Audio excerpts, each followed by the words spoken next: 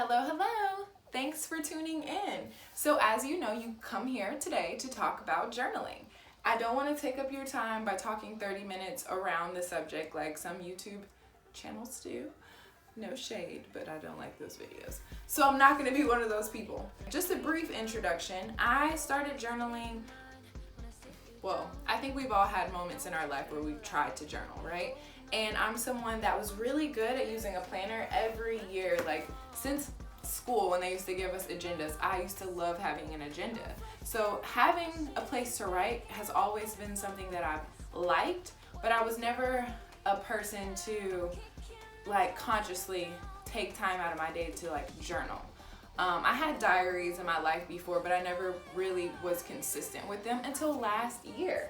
Last year, I got this journal for Christmas from my little brother-in-law, Quade, and I thought it was so sweet because, I mean, I guess he pays attention and he knows that I like to write. So when I got this from him, I was like, oh, this is so great.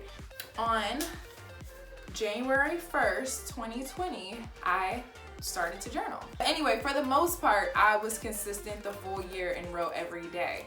I want to tell you guys how you can do the same thing because it's not that difficult. I thought it was going to be really hard too, just because I had so many other failed attempts with being consistent with journaling. But I found 3 things that were consistent with me throughout the year that helped me to continue journaling. So I want to share that with you guys so that maybe you can start journaling this year and do it for a whole year and just see how you feel. Also, another really good reason to journal for a full year is because you can look back on how crazy this year really was or how great it really was. It's a good recollection, like a good collection of all the things that happen in your life for a whole year, and you can pass that down one day, or it'll just be an artifact one day, like in a museum, if all this blows up somehow and like this notebook is preserved, you know? That's the type of crazy stuff I like to think about. So the number 1 tip to get into journaling and making it consistent is to start with gratitude, because it's very easy for us to vent our frustrations when we're angry and upset. At least it was for me. Whenever I picked up my journal, it was because I was feeling intense emotions. Anyone else? Yeah, I thought we could all relate. So by not doing that, you can create more consistency because you are focusing on something that is consistent. You can consistently be grateful. You shouldn't be consistently angry. I mean, if you are, that's okay, work through it. But it helps to not start journaling from a negative place. January 1st of 2020, I opened up this book and I wrote, wow, here we are in the new year. I'm grateful for so many things. And I just wanted to start with that because when I decided I was going to start journaling last year, it was a gratitude journal. So my intention was to write down something I was grateful for every day. I wasn't expecting it to always be pages and pages long. Some days, I was expecting to just like write, I'm grateful I woke up today, And that takes the pressure off of feeling like you have to say something profound when you pick up your pen. You really don't. It's your journal. Just making that intention to sit down and write something. And like I said, starting with gratitude is really easy because you can at least think of 1 or 2 things that you're grateful for every day. And that helps you with your disposition. If you're sitting there and intentionally thinking about what you're grateful for, it's going to change your mood. Like maybe you're having a really crappy day, but then you take that 5 minutes to say, wow, you know what? I did wake up. I did have food to eat. I do have shelter. It's just the simple things that we forget about and we take for granted. And when you really take the time to pay attention to it, it's like, wow, I am blessed. Let me slow down and be grateful instead of complaining. Anyway, I already said all that. So moving on. So number 2, the second thing that you can do to make journaling easier and something that you actually want to do is to create a consistent time. So, before, when I wanted to journal, like I said, it came from a place of intense emotion. So I'd snatch my journal up at whatever time and I'd be like, I hate so-and-so, they are a fugly skank. But when you have this consistent time to write, it becomes part of your routine. It's not just some emotional response to whatever's happening during the day. It's just a part of what you do, just the same way that you might do your skincare at night, or brush your teeth, or put your pajamas on. Or when you wake up, brush your teeth and you whatever, and then you journal. So whatever works for you during the day. Some people, it might work for you at lunchtime. If that's the time that you're decompressing, you don't have anything else to do really at that time, you whip out your journal for 5 minutes and then you write. So for me, it was nighttime. I would put my boys to bed. That was my little moment of alone time. I would light my candles and sit by my altar, and then I would write. It doesn't, like I said, it doesn't have to be something that you're doing for 30 minutes. It could be 5 minutes.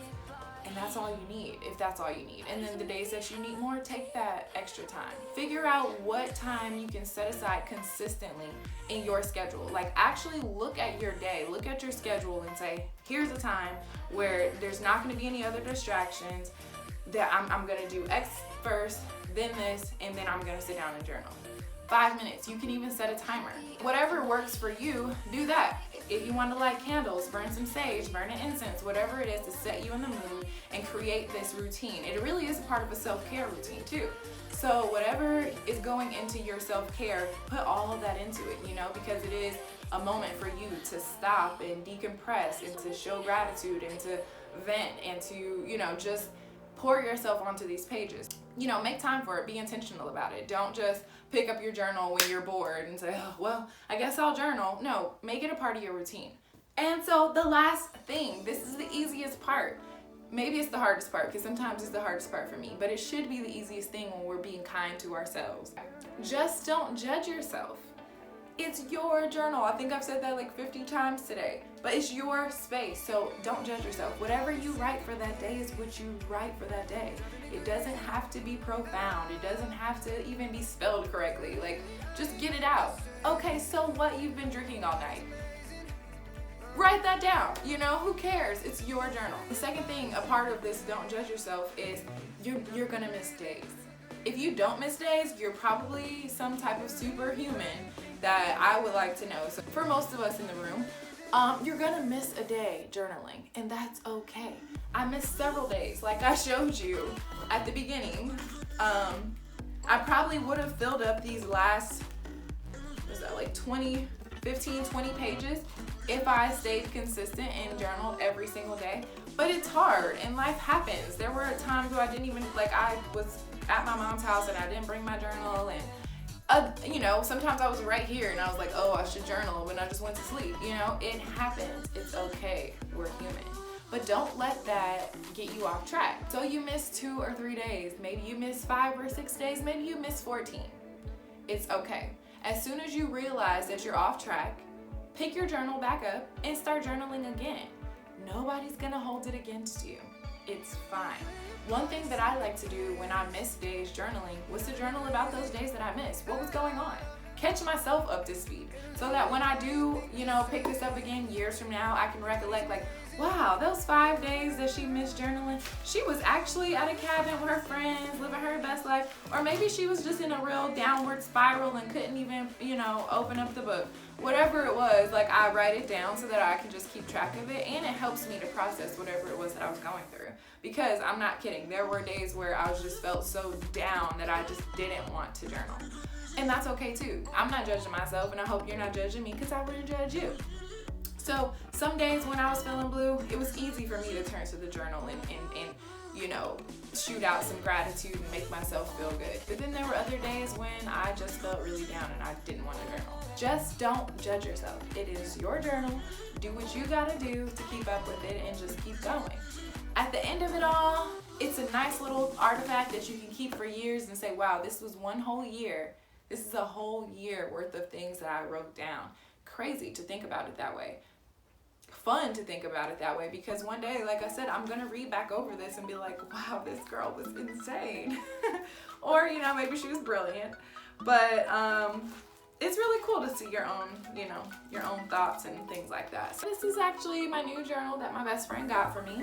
I am wishing you guys the best on your journaling journey. If you have any questions or want to make some, recommendations or whatever it is, leave it in the comments. I would love to hear from you guys. Bye. Have a great 2021. And let's start it off strong and get to journaling today. All right, see you later.